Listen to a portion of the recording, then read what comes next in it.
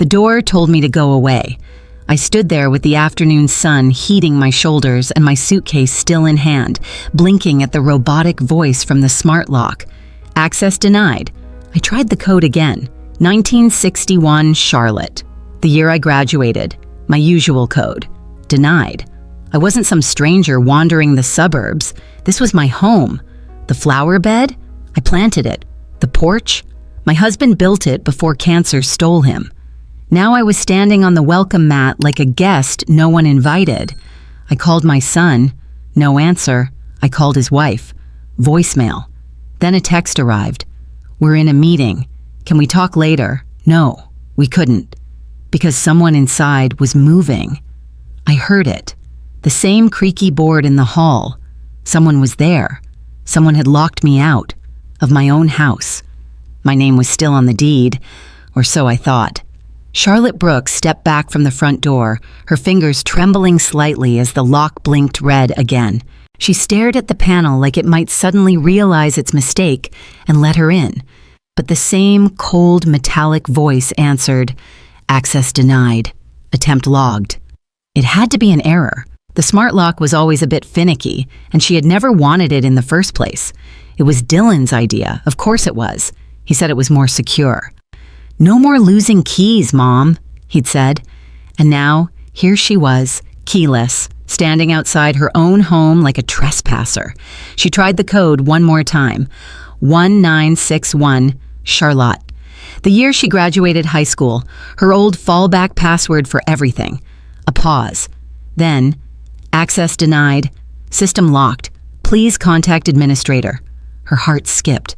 Administrator? That should have been her. The front yard was quiet, the neighborhood in that sleepy afternoon lull. The rose bushes she trimmed last weekend leaned gently with the breeze. Her car sat obediently in the driveway, its trunk still open, grocery bags sweating in the sun. But the house, her house, felt suddenly unfamiliar. The curtains were drawn. The porch light was off even though it was day. It didn't look lived in, it looked staged. She reached for her phone and dialed Dylan, straight to voicemail. She waited, then called again.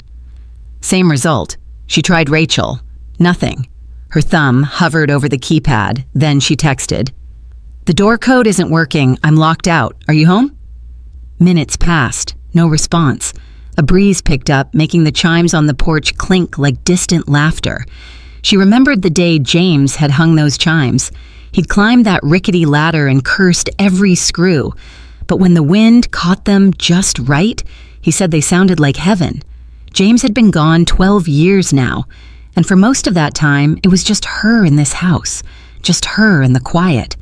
Then, 2 months ago, Dylan had moved back just for a bit, he'd said. Rachel had lost her job at the design firm, Dylan was between contracts, and they needed a place to breathe. Charlotte didn't ask questions. She cleared the guest room, stocked the fridge, made sure the towels smelled like lavender. That's what mothers did. She sat down on the porch step, phone clutched tight, suitcase at her side. Inside that bag were just a few essentials. Rachel had asked her, politely, gently, but firmly, if Charlotte wouldn't mind spending a few nights with Rachel's mother. Said they needed the space to reconfigure things before her mom arrived from Chicago. "Just a week or two," Rachel had smiled. "You're always so understanding." So Charlotte had gone, stayed with a cousin across town. But when that cousin had a sudden health scare, Charlotte had come home early, thinking she'd surprise them with dinner, thinking she'd be welcomed back. Instead, the door refused her. Her phone buzzed, a message from Dylan. "Hey, we're in a meeting. Can we talk later?" Her fingers moved faster than her thoughts. "I'm outside, locked out. The code isn't working." No reply. She stood again, tried the bell. No sound, no movement, except her ears caught something faint. A floorboard creaked inside. Not just any creak. The one by the coat closet, the one she always meant to fix but never did because it reminded her someone was home. Someone was home. She knocked louder. "Dylan? Rachel?" Nothing. Her pulse ticked faster. She walked to the window, peering through the gap in the curtains. The living room looked the same, mostly, except her throw blanket wasn't draped on the couch, and the lamp was gone.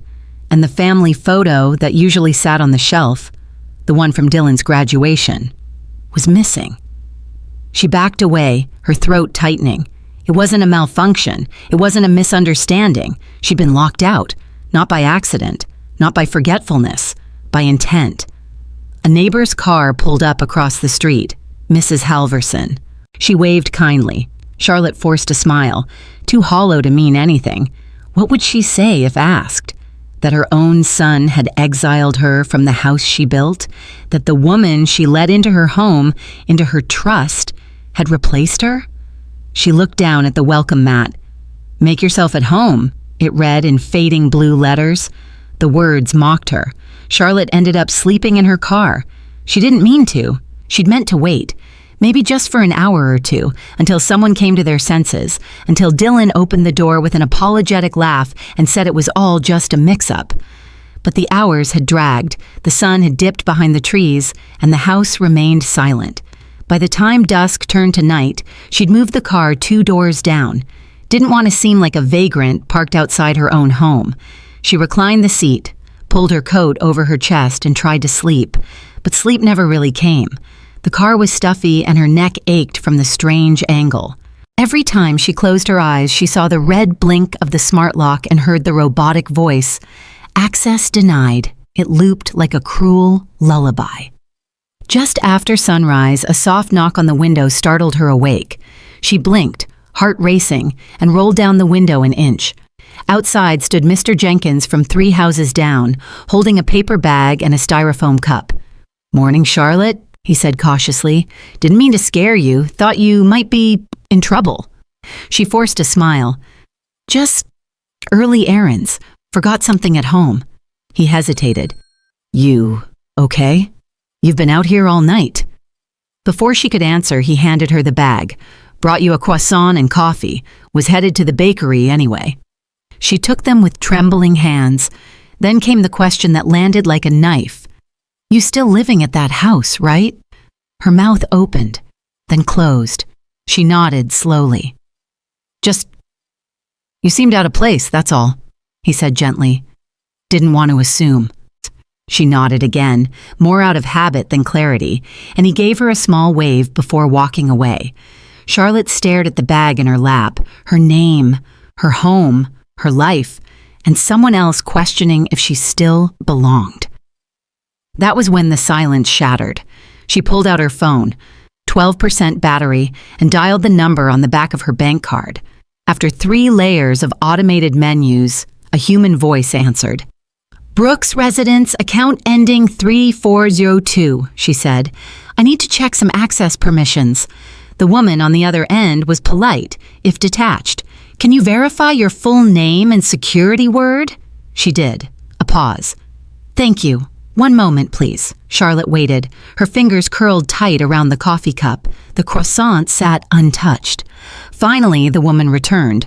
"I see here there was a recent login yesterday from the secondary account holder, Dylan Brooks. He updated several permissions." Charlotte's chest tightened. "Updated how?" "He removed your individual card access and added joint control tagging to the household account. There's also a note here about a power of attorney document submitted electronically." Charlotte sat frozen. I never authorized that." "It may have been added under an existing document. Would you like to place a temporary hold on the account until verification?" "Yes," she whispered. The woman gave her a confirmation number, which Charlotte scribbled on a grocery receipt. When she hung up, she sat motionless, staring out the windshield. It hadn't just been a door. She was locked out of everything. Her house, her money, her own name. The depth of it settled slowly, like frost creeping across glass. Dylan hadn't made a mistake. Rachel hadn't been forgetful. This had been planned, carried out, and she had helped them do it. She'd signed the forms during that awful flu last year. Dylan had brought them in, said it was just in case. "Makes things easier for emergencies, Mom." She'd trusted him. She hadn't read the fine print. She was sick, tired, grateful for help, and now she was paying the price. Her stomach twisted. She hadn't eaten since breakfast yesterday. The croissant sat like a weight on her lap. She took a small bite, but it turned to paste in her mouth. Across the street, the porch light flicked on. Rachel stepped out in her robe, stretched, sipped from a coffee mug. She didn't glance toward the car. Charlotte stared. That porch. James built that porch. With calloused hands and loud curses and a pride he never voiced. And now it was hers, Rachel's, to drink coffee on while Charlotte watched from the street. Her phone buzzed again. Battery 6%. No new messages. She wanted to scream, to throw something, to bang on the door until it cracked. But what good would that do? They wouldn't open it. They had the power now, the keys, the codes, the control. Her breath hitched. She looked down at her hands, wrinkled, veined, steady even in betrayal. No, she wasn't done. Not yet. The kettle whistled softly in Nora's kitchen, a sound that felt like home in a way nothing else had in days. Charlotte sat at the edge of a chair, still wrapped in the coat she'd slept in, fingers curled around a chipped mug. Nora moved about with practiced ease, setting out toast, jam, a plate of scrambled eggs. "You're pale," Nora said gently, placing a hand on Charlotte's shoulder. "You didn't sleep, did you?" Charlotte managed a small shake of her head. "In the car, outside the house." "The house?" Nora's lips pressed into a thin line. She said nothing more, but her eyes said plenty. "I didn't want to be a burden," Charlotte whispered. "I thought if I just waited, they'd explain. Fix it." Nora poured tea. "Honey, you raised that boy better than this." "I thought I did." Charlotte took a bite of toast, forcing herself to chew, to act normal. But the walls around her felt thinner now, like everything might collapse with the wrong question.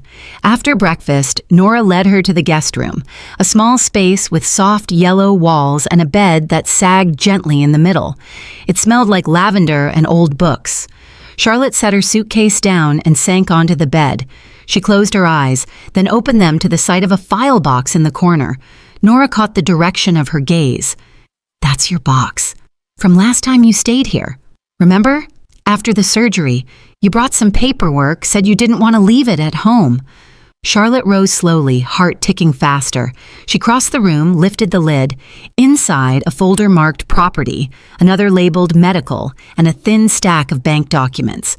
She pulled out the property folder and sat back down. The papers inside were familiar. Photocopies of the deed, old home repair receipts, a letter from the insurance company, and then, tucked near the bottom, a stapled packet marked Transfer of Ownership, Addendum. Her hands stilled. She remembered this paper, not exactly the words, but the moment.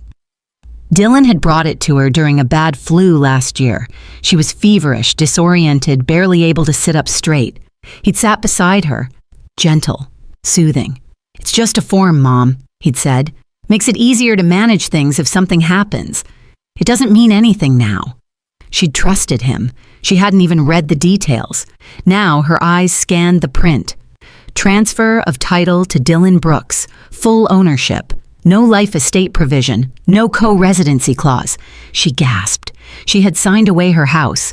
Her fingers trembled as she flipped the pages. Her signature was there, slanted, shaky from illness, but unmistakably hers.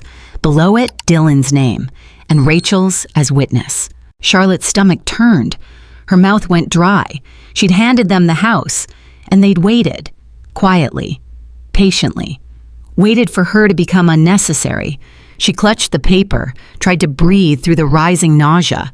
This wasn't a mistake. It had been planned, and yet, part of her still clung to hope, still hoped Dylan didn't mean it, still believed there had to be a misunderstanding. She picked up her phone. 3% battery. She pressed Dylan's name and held the phone to her ear. Voicemail. She waited for the beep, then spoke. Her voice low, controlled. "Dylan, it's me. I found the papers. I remember when you brought them when I was sick. I thought it was just temporary. I didn't realize." Her voice cracked, and she forced it steady. "If this is a mistake, if this wasn't how it was supposed to go, please call me. Tell me it's not what it looks like. Tell me this wasn't deliberate." She ended the message, let the phone fall beside her. Outside, the wind rustled leaves in Nora's yard. Somewhere nearby, a dog barked. Normal sounds, ordinary sounds. But inside her, a silence grew. A silence shaped like betrayal. She looked down at the paper again. Her signature stared back like a bruise. Charlotte's phone buzzed in the dim light of Nora's guest room. It sat on the nightstand, screen cracked, battery icon flashing red. She reached for it with a flicker of hope. Maybe Dylan had called back. Maybe her message had reached something soft inside him. It was a message. From Dylan. Her breath caught. She tapped to open it. "Mom? Please stop digging. The papers are signed. It's all legal. Let's not make this harder than it has to be." She stared at the words. Her fingers tightened around the phone as if she could squeeze the meaning out, make it less sharp. There was no apology, no explanation, just dismissal. A warning wrapped in a son's indifference. Charlotte sat frozen. Her heart thudded dully. She'd always imagined betrayal would come loudly, with shouting, slammed doors, maybe accusations hurled in anger. But this was colder, precise, a clean erasure. A hand reached out to help once, now withdrawn. She pressed her palm to her chest as if trying to hold her heart in place. Outside, she heard Nora on the phone in the kitchen, her voice low and gentle, talking to someone about recipes or errands. The world moved on. But inside Charlotte, something broke. She hadn't cried in years, not really. But now she felt the weight press behind her eyes, the betrayal of motherhood, of love. Then, another buzz. A new message. Not from Dylan, Lena. Charlotte blinked, surprised. Lena was Dylan's daughter from his first marriage, a quiet, creative girl who always sat close to Charlotte at family dinners, who once painted a small canvas of the garden and left it on Charlotte's nightstand with a sticky note, because this is the only place that ever felt real. Charlotte swiped to open the message. "Grandma, can I call you? I heard what's happening. I need to tell you something." Her hand shook. She hit yes. The phone rang once, twice. "Grandma? Lena?" The voice was soft, uncertain, but familiar. "I wasn't sure you'd pick up," Lena said. Charlotte cleared her throat.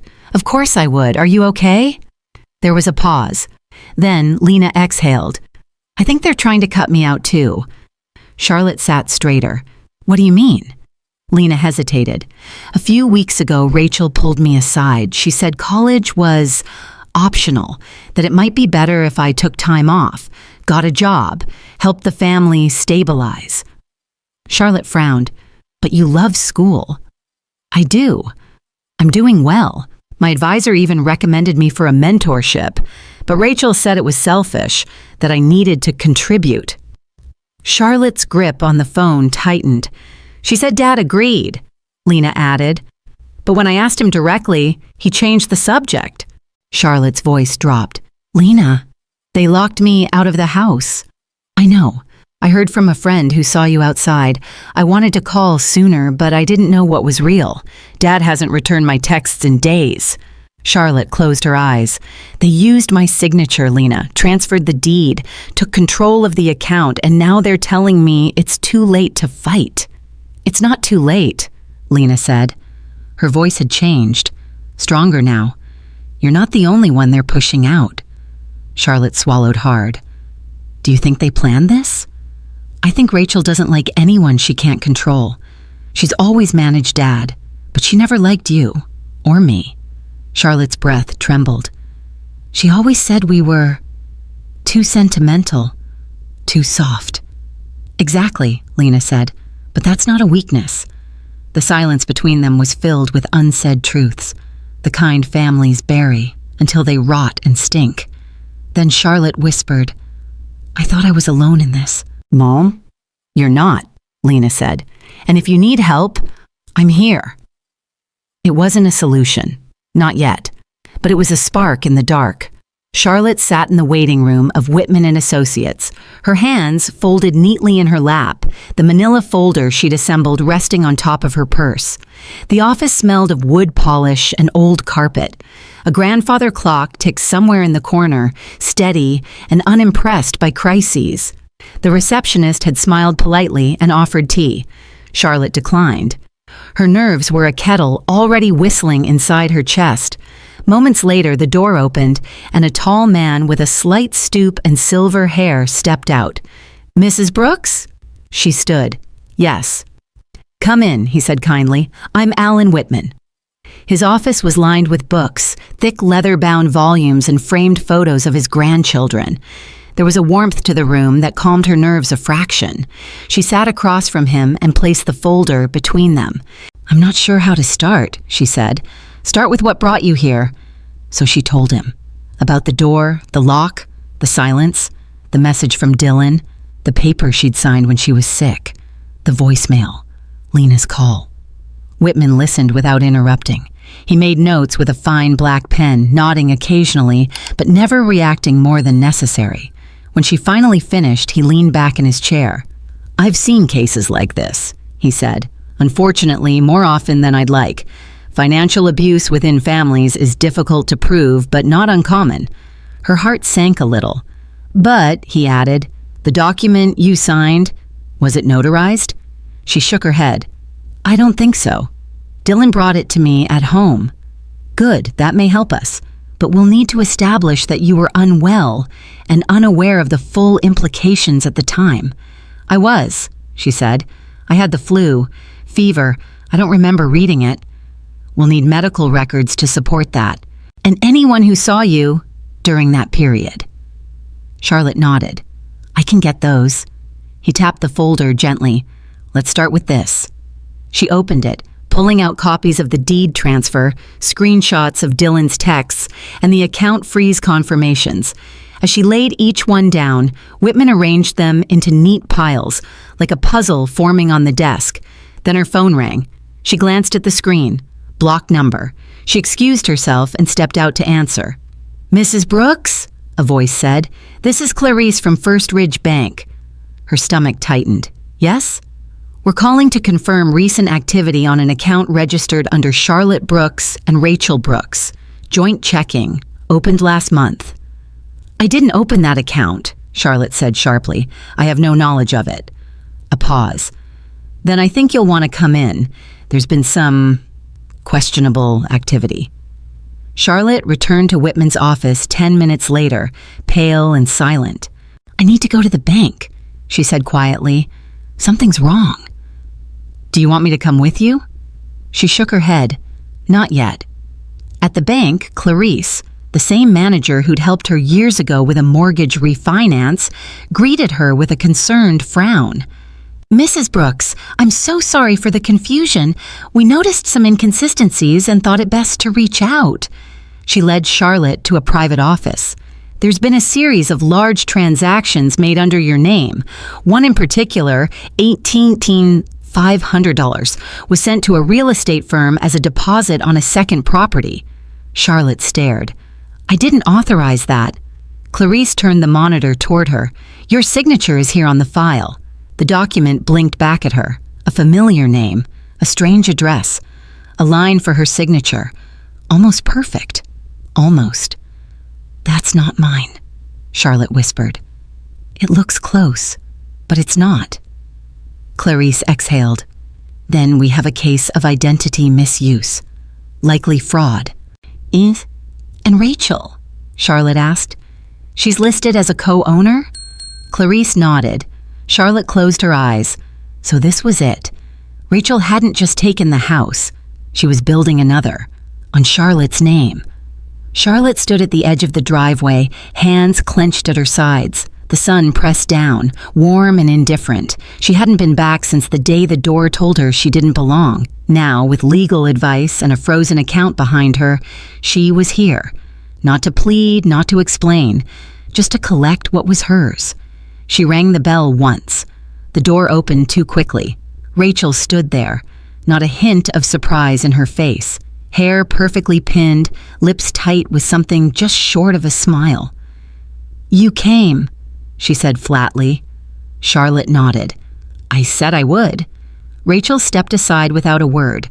The house smelled different, overly sanitized, synthetic, like something trying to cover up a life lived.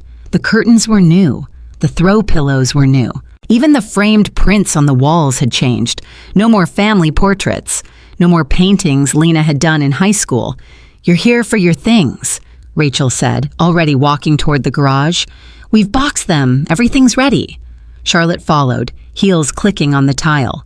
Dylan was nowhere in sight. Not even a dog barked from the other room. The garage door creaked open. Inside, 5 cardboard boxes stacked neatly by the wall, each one marked in black marker. The handwriting wasn't Dylan's. Charlotte knew it was Rachel's. Precise. Cold. She bent down to read. Old stuff. Useless. Junk. Kitchen. Me ici. Her throat tightened. No names. No care. These should cover everything you left behind, Rachel said behind her, arms crossed. We didn't go through your drawers. Just took what was obvious. Charlotte stepped forward and peeled open the lid of the box marked junk. That. The first thing she saw, a chipped mug with "World's Best Teacher" printed in faded letters. Lena had given her that for her retirement. Underneath, a knit scarf in soft gray, the one she'd made for Dylan's first winter in college. Next, a shoebox filled with old receipts and a stack of postcards she'd kept from her honeymoon with James. She moved to the next box. Old stuff. At the top, wrapped in thick paper, was a frame. She unwrapped it. A wedding photo, but not hers. Charlotte blinked. It was Rachel's parents. She looked at the paper the photo had been wrapped in. Her breath caught. Her own wedding photo. Crinkled. Used as packing. As protection for someone else's memories. The insult landed with precision.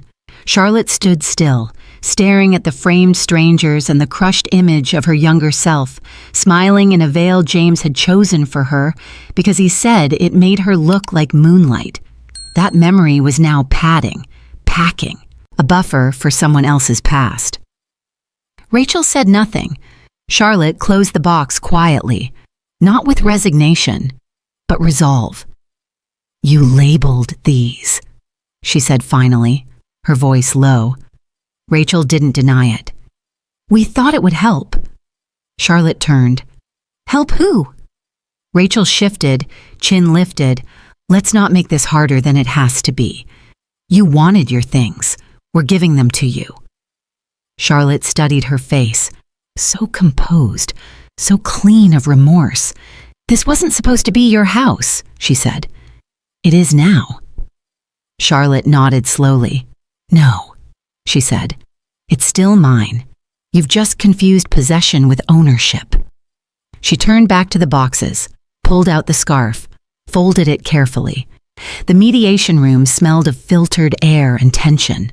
The chairs were arranged in a polite semicircle, as if proximity could disguise the chasm between them.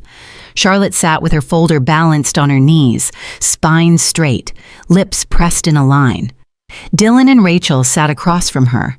He wore a navy suit too crisp for comfort. She wore beige, sleek and silent. Neither looked her in the eye. The mediator, a man named Grant with glasses that magnified the cautious kindness in his gaze, began. We're here to discuss terms in hopes of reaching a settlement. Charlotte said nothing. Rachel leaned forward slightly. We're willing to offer a monthly stipend, along with a small cash settlement. In exchange, Mom would relinquish any remaining claims and agree not to pursue further legal action. Non-disclosure clause, Dylan added, tapping the document. Standard stuff, just prevents escalation. Charlotte looked down at the paper they'd slid across the table. Numbers, cold ones, her dignity itemized. Grant cleared his throat. Mrs. Brooks, would you like to respond? Charlotte reached into her folder, pulled out a single sheet, and began to read. On June 4th, Rachel Brooks authorized a payment of $1,200 to a luxury wine subscription service, billed to a joint account under my name. Rachel's face stiffened. June 10th, Charlotte continued, $430 to Serenity Spa. June 15th, $650 to Platinum Paws Canine Obedience. June 23rd, $900 for a premium streaming platform bundle. Again, all charged to my account. Dylan opened his mouth. Grant raised a hand. Charlotte's voice was even. In July, they used my name to open a mortgage application for a secondary property. And then, she pulled out another paper. They filed taxes under my name, claimed deductions on home office expenses for a house I was legally removed from. She passed the documents to Grant. He adjusted his glasses and began reading. Rachel shifted.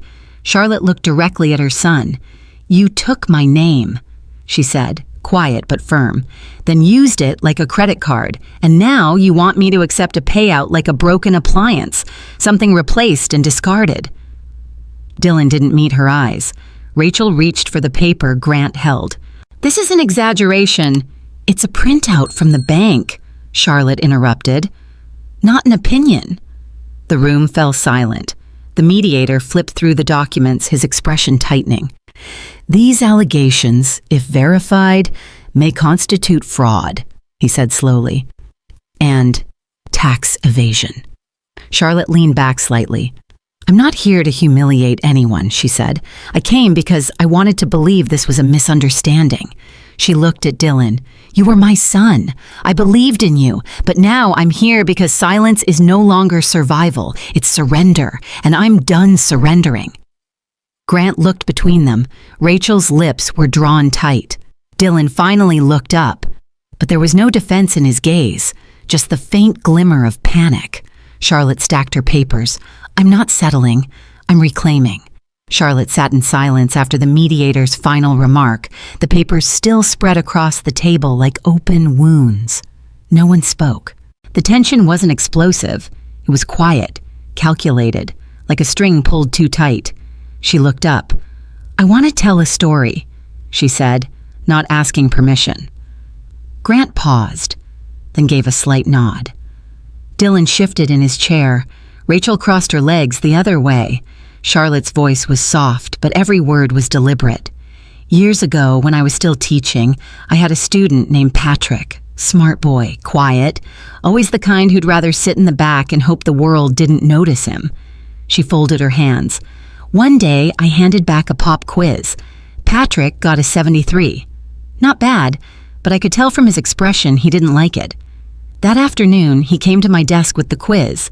He'd noticed a mistake, he said, that I'd marked a correct answer wrong." She paused. "I took the paper. The ink was fresh, too fresh. The correction was in a slightly different shade, barely noticeable. Unless you looked closely." Dylan glanced sideways. Rachel kept her eyes on a smudge on the table. "I didn't say anything. Not then. I handed it back and told him I'd review it overnight." Charlotte's voice grew firmer, like a cord tightening under her chest. "The next day, I asked him to stay after class. He was nervous. I could see it. I showed him the quiz and said simply, 'Patrick, I know.' That's all. Just those 2 words. And he crumbled. Not because he was caught, because I didn't yell, because I didn't accuse, because I gave him the space to be better." She looked at Grant, then at Dylan, her son. "I forgave Patrick because he was 15 and scared and made a bad choice." Her hands trembled slightly, but she didn't let them falter. "But I never forgot what it looked like. Someone changing truth on paper, hoping no one would notice.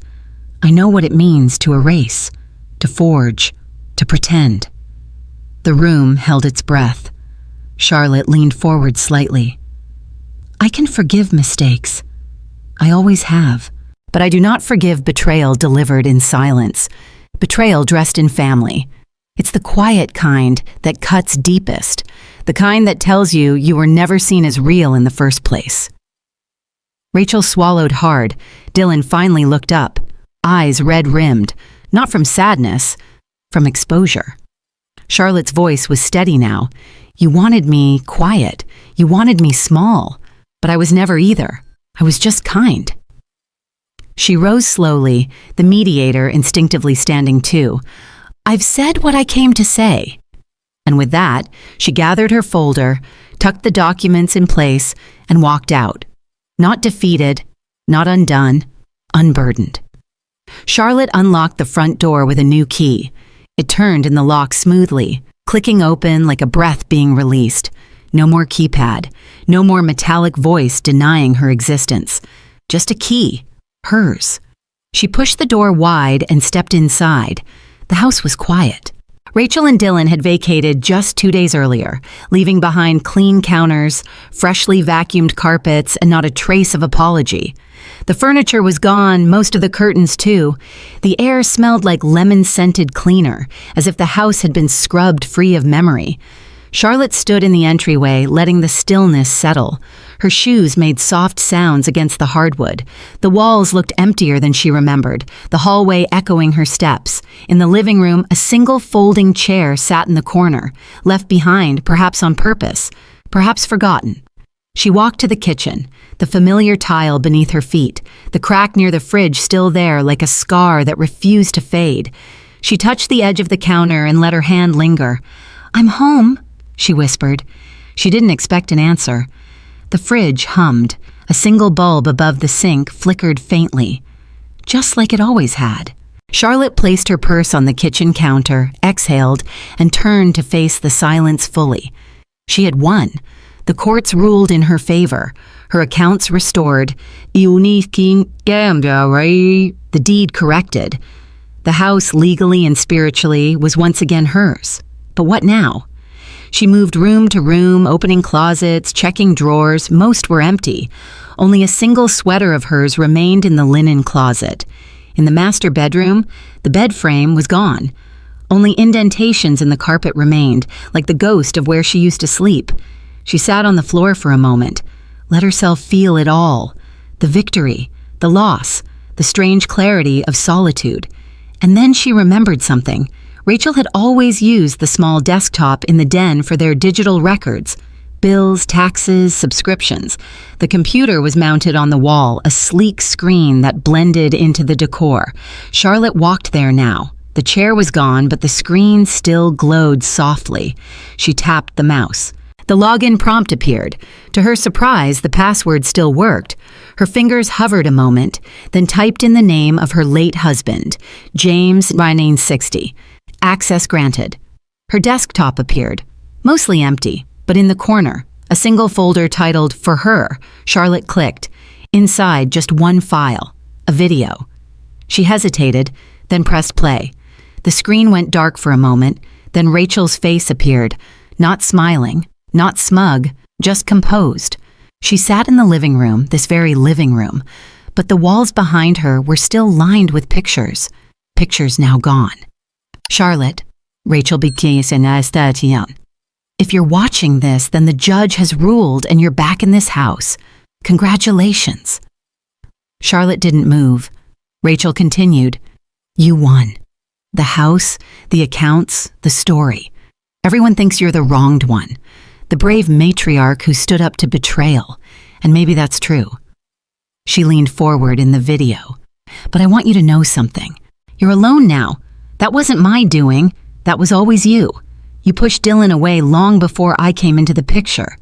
You taught him that silence was strength, that apology was weakness. She gave a tight smile. You made this bed, Charlotte. Now you can sleep in it. The screen went black. No outro, no second message, just that. Charlotte sat still. The hum of the computer filled the room, and the silence that followed wasn't empty. It was loud. The next morning, Charlotte stood by the front window with a mug of lukewarm tea in her hands, watching the driveway. The sun had just started to warm the roof shingles, casting long shadows across the sidewalk. A small blue hatchback pulled in and parked gently. Lena stepped out. A duffel bag on one shoulder, a tote stuffed with sketch pads in her other hand. She looked up at the house with wide, cautious eyes, like someone approaching something sacred and fragile. Charlotte opened the door before Lena could knock. Grandma, Lena breathed, smiling, soft and hesitant. Charlotte stepped aside. Come in, sweetheart, you're home. They didn't hug, not immediately. It wasn't a moment for ceremony. It was too real for that. But as Lena walked past her and set her bags down, Charlotte caught her breath. The presence of another heartbeat in the house shifted the air. That afternoon, they painted the guest room. Lena insisted on something bold, mustard yellow with accents of soft gray. The old walls needed priming, the corners taped, the floor covered in newspaper. Charlotte hadn't painted a wall in years. Her hands trembled at first, but Lena showed her how to use the roller again, how to let the paint glide without pressing too hard. They laughed when it splattered. The laughter didn't feel forced. It felt earned. By evening, they were sweaty and tired and a little high on the scent of fresh paint. Lena collapsed on the floor, looking up at the ceiling. Charlotte joined her, lying back carefully, her spine clicking into place like a puzzle. "I never thought I'd be here," Lena said quietly. "I never thought I'd let someone in again," Charlotte replied. They didn't speak for a while. Then Charlotte remembered something. She rose slowly, knees creaking, and went to the cedar chest in her bedroom. She opened the lid and sifted through layers. Scarves, notebooks, photos in frames without glass, until her hand landed on a thin envelope, worn at the edges. She brought it back into the yellow-painted room. "I found this when I was packing the attic," she said, handing it to Lena. Lena opened it carefully. It was a letter, dated 13 years ago. James's handwriting, tight, slanted, always in blue ink.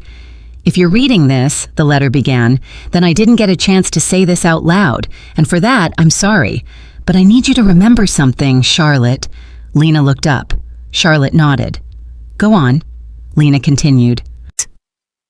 "You gave this house more life than any hammer or nail I ever held. You filled it with dinner conversations and piano music and forgiveness, even when we didn't deserve it.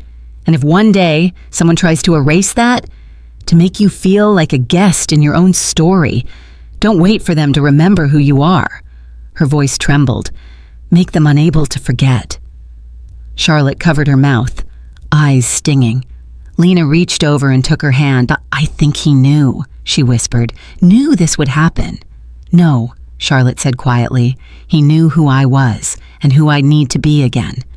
They sat like that as twilight dipped into the room, casting gold across the painted walls.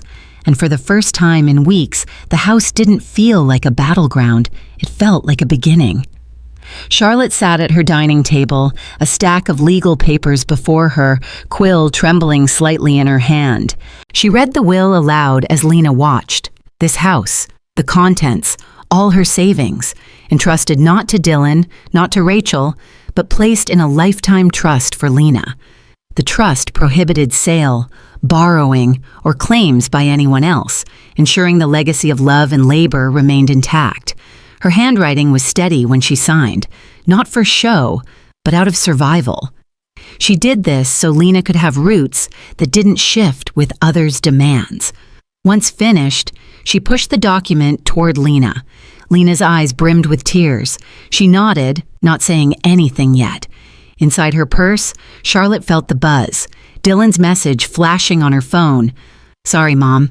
She let it ring twice, then stopped. No reply, because apology without acknowledgement is just noise. Lena took her hand. "Mom said this once, silence isn't weakness." She squeezed Charlotte's fingers. Charlotte allowed a small smile. Later, Lena dialed Dylan on speakerphone. "Dad," she said firmly. There was a pause. "You can use this money, Dad? For school, for your home, for what's right." Another pause. "You know this wasn't about the house. It was about control. And she's not coming back." Dylan's voice caught. "Lena, you did this to Grandma, Dad. No one else got locked out. You did." Charlotte sat straighter. Lena turned to her. "She said I needed to leave college to help the family. She told me I was over-emotional." Charlotte placed her hand over her heart.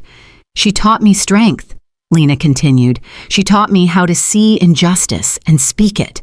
In her silence, she told me how important it is to be heard." The silence on the call stretched.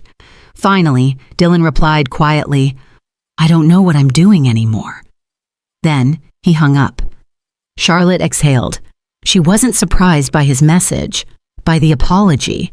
What stung was his earlier claim, while stalking Lena again, "She's using you to hold on to power." But Lena rose, voice clipped and dignified. "Power? Grandma taught me not to use family as currency." Charlotte watched her granddaughter demonstrate the grace she'd nurtured, quiet yet uncompromising. That night, Charlotte folded the original signed trust documents and placed them in the cedar chest. She added the message Dylan left, an artifact now. Their living room floorboards creaked as Lena moved to make space. They sat near the window, looking out at the garden. Tomatoes climbing, rosemary thriving, the crack near the fridge still visible, her victory scar. They didn't need to talk. Their quiet presence was enough. Charlotte sat at her small writing desk, the one James built for her in the spring of '89, and pulled out a single sheet of heavy cream stationery. Her handwriting, though a little slower now, remained firm, elegant, and precise. She began the letter without address because it wasn't only for Dylan or Rachel, not even just for Lena. It was for anyone who'd ever been pressed into quietness, anyone who thought vanishing was safer than fighting.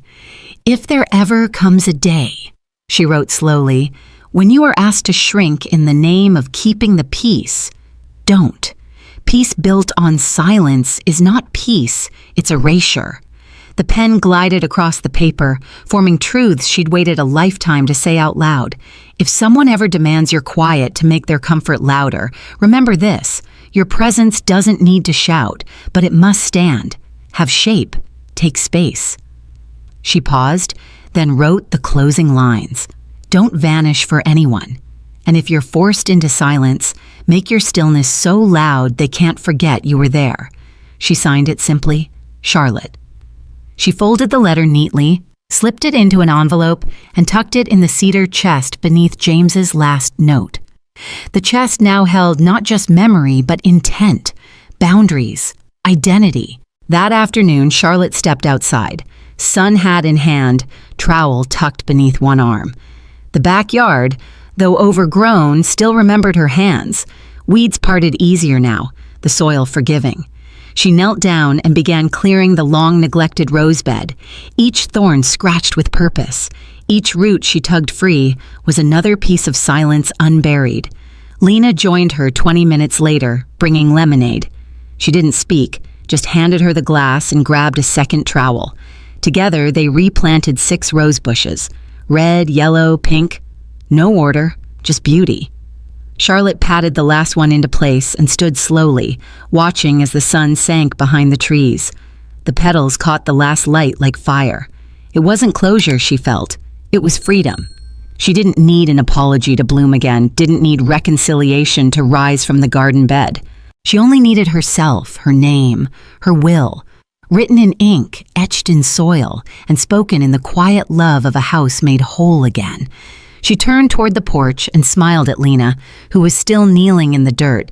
"We're keeping them this time," Charlotte said. "The roses." Lena grinned up at her. "They're stubborn, like us." Charlotte laughed, the sound soft and real. "Yes," she said. "Exactly like us." Inside, the light from the living room spilled out through the open door, warm against the dusk. The house no longer felt like a place taken back. It felt like a space never truly lost. Charlotte stepped through the threshold, not with caution, but with calm, and let the screen door swing shut behind her. This was home, and she had never truly left it.